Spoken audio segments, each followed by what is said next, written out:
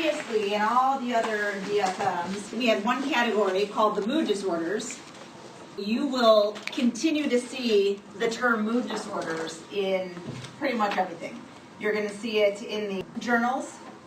You're going to see it mentioned in the textbooks. So you're going to see the term mood disorders a lot. Mood disorders used to be major depressive disorder, the bipolar disorders. It was just one category. However, with the DSM-5, the research suggests there should be a separation. So we have the depressive disorders and we have the bipolar disorders. But based on some biological differences that we see between the categories, researchers decided to completely separate these out. If you take a look, there's actually 4 DSM-5 categories for the depressive disorders. But the 2 we're going to spend a lot of time on today are major depressive disorder, which has been around for a long time. Sometimes people in our popular culture call it clinical depression, but in our field we call it major depressive disorder. You can call it MDD because we like to give everything acronyms. This is one that we have a ton of research on, and we have a very specific set of diagnostic criteria, which you guys are going to learn. And then persistent depressive disorder. In order for someone to get diagnosed with major depressive disorder, the duration, at least 2 weeks, the and or comes in here as well. The person either has to show depressed mood and it is what we call anhedonia, which is a fancy way of saying loss of pleasure. 2 things going on here. The person either shows a depressed mood or they can show a loss of pleasure. They no longer are enjoying things that they used to really like to do. It's not that they're too busy to do it and they don't have time, it's just they just no interest. One of the things as psychologists we look for is we look for a change in behavior. If there's something that's just not typical for that person, that concerns us. You have to figure out what the person's motivation is. You have to look at their affect when they talk about that thing that they used to love so much. And you have to decide if it's just something like it's transition, they're just moving on to something new. Or, gosh, something's really going on here. It's not like them to just not want to get up and go to dance anymore. You can't count symptoms. Anyone can count symptoms. You have to kind of see the bigger picture and try to figure out what the person's motivations are for any change in behavior. By the way, children don't necessarily walk around with long faces and talk about how sad they feel. They're just really, really irritable and cranky instead.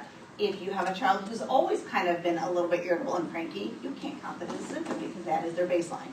But if their norm is generally a really happy, positive affect, love and life kind of kid, and for the last month you're like, God, what is wrong with them? They're just not themselves, they're so cranky.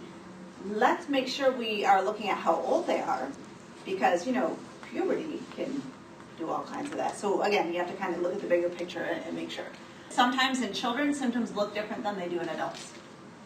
So if someone has shown depressed mood for at least 2 weeks and or anhedonia or loss of pleasure for at least 2 weeks, top of that, they would need at least 5 of these. Number 1, change in sleep. For many people would experience insomnia, not being able to fall asleep, not being able to stay asleep, or this, what we call late phase insomnia, which is early morning rising. That's a form of insomnia. For some people, it's what we call hypersomnia. The DSM says any change in sleep patterns. These are the 2, most common insomnia. Sometimes we see hypersomnia. Could we see the combo? We could. It's not typical, but it doesn't mean it wouldn't count. That's one of the 5. Another of the 5 is change in appetite or change in eating patterns. Some people start overeating.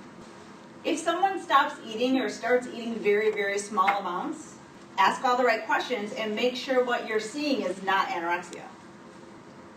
Another that goes in this category of 5, low energy or fatigue, low self-esteem, any kind of change in behavior is a concern.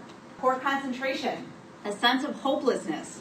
Anytime anyone meets the criteria for any of our depressive disorders, we always have to be aware of the possibility of suicide. You absolutely have to be on high alert. Hopelessness paired with helplessness is a very lethal combination. So we might see difficulty in making decisions. Why do you think someone with depression might have a hard time making decisions? Because making decisions takes energy, takes mental effort. And when someone is that depressed, they don't have that kind of energy enough. You're fatigued, you're tired, you're sleeping all the time, or you haven't slept so you're so tired, and you can't think it through, you just end up not making decisions. So it's not necessarily for the not caring part. That is going to come up in another category though. Let's go back to the DSM-5 criteria. At least 2 weeks of depressed mood and/or anhedonia, and at least 5 of the other ones. Soft impairment, that's a given, is going to interfere with regular everyday life. Absolutely is. Something you won't always see, but when you do, it usually indicates a severe episode of depression. So the term is psychomotor retardation. The person's movements are physically labored.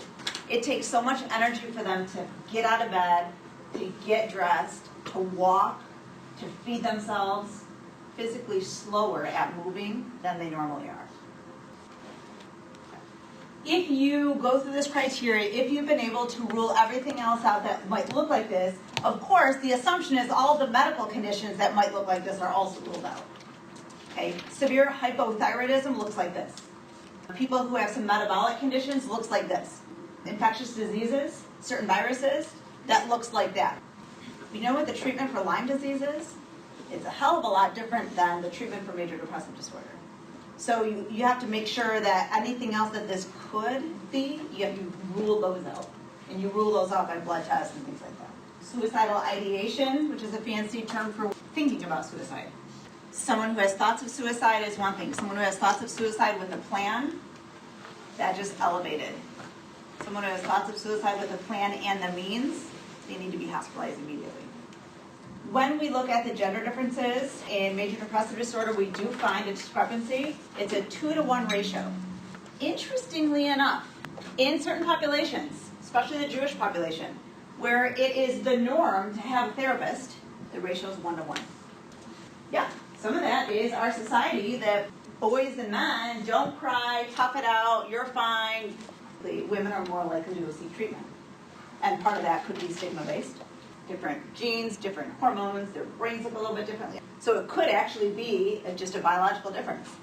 But until we can remove all stigma, it's really difficult to figure out what the ratio is.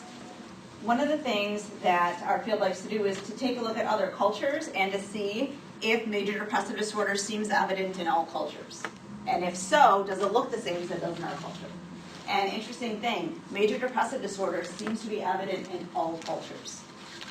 Okay, so when we see this kind of grouping of symptoms cross-culturally, some kind of a biological cause, sometimes the symptoms differ. So while the concept is the same, this kind of change in mood that's very low, sometimes the symptoms will differ a little bit.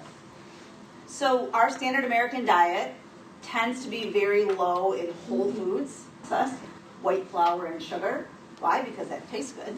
It's actually not very good for our brains at all, and our standard American diet is terribly low in omega-3 fatty acids. They've done research, supplementation of omega-3 fatty acids to help prevent major depressive disorder, not to mention a whole bunch of other neurodegenerative diseases. I'm not saying if someone's that depressed like my friend, she should just take omega-3 fatty acids. It's not going to pull someone out of a depression that severe. However, once she's back to healthy and thriving, it absolutely has been shown to help keep her there. Why do we care about cultural studies? Well, we want to know what's going on. We're very interested in other cultures. Plus, cultures can learn from each other. So they're doing something over there that's different than what we're doing. Could it be they're just not seeing it, they're purposely not diagnosing it, so the rates are so low? It could be that too.